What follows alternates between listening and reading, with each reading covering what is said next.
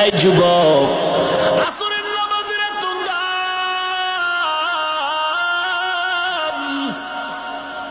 আমি প্রায় সময় ঘটনাটা বলি।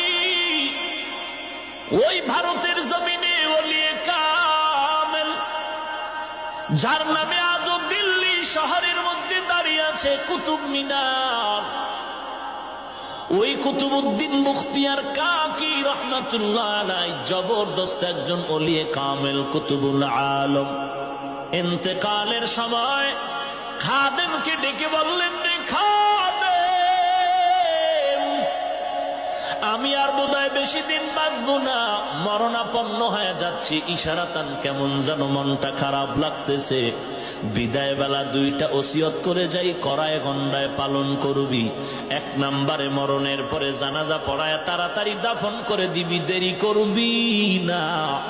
নবী বলছেন, মাইয়েতের দেরি করিয়া জানাজা দিলে মাইয়েত বড় কষ্ট পায়, তাড়াতাড়ি দাফন করে কবরে রাখবি। এক নম্বর। দুই নম্বর ওসিয়ত, আমার লাশটা যখন ময়দানে যাবে, হাজার হাজার ভারতের আলেম ওলামা আসবেন, তবে যে কোনো আলেম যেন আমি কুতুবউদ্দিনের জানাজার ইমামতি না করে।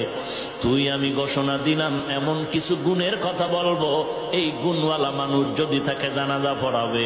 কমপক্ষে 4টা গুণের কথা বলে দিলেন। খাদেম, আমার লাশটা ময়দানে রেডি করে 4টা গুণের কথা বলে দিবি। ওই ময়দান থেকে 4 গুণওয়ালা ব্যক্তি যদি থাকে, সে জানাজার ইমামতি করবে। এই 4 গুণওয়ালা যে থাকবে না, সে যেন আমার জানাজা না পড়ায়। আল্লাহর ওলি কুতুবউদ্দিন মুখতিয়ার কাকির ইন্তেকাল হয়ে গেল। খাদেম ময়দানে লাশ হাজির করে, মাইয়েতকে হাজির করে এলান করে দিলেন, 1 নম্বর ওসিয়ত, জানাজা পড়ায় তাড়াতাড়ি কবরে রাখতে হবে, বিলম্ব করা যাবে না নবীজির হাদিসের কথা মতে। 2 নম্বর ওসিয়ত, ওই এলাকার মুসলমান জনগণ, জনসমুদ্র ভালো করে শুনে নাও। কুতুবউদ্দিন বখতিয়ার কাকি বলেছেন, জানাজা তাড়াতাড়ি পড়াবার জন্য, তবে সাবধান, যে কোনো আলেম সামনে এগিয়ে আসবেন না। ওই ব্যক্তিকে আসার জন্যই অনুরোধ জানানো হয়েছে, যার মধ্যে 4টা গুণ থাকবে।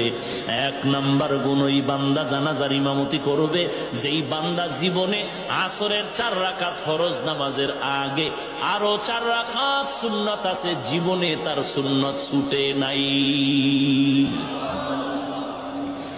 ফরজ না সুন্নাত? 6 মাস না 1 বছর? জীবনেও ছুটে নাই। কেমন সুন্নাত? যেই সুন্নাত পড়লে সওয়াব, না পড়লে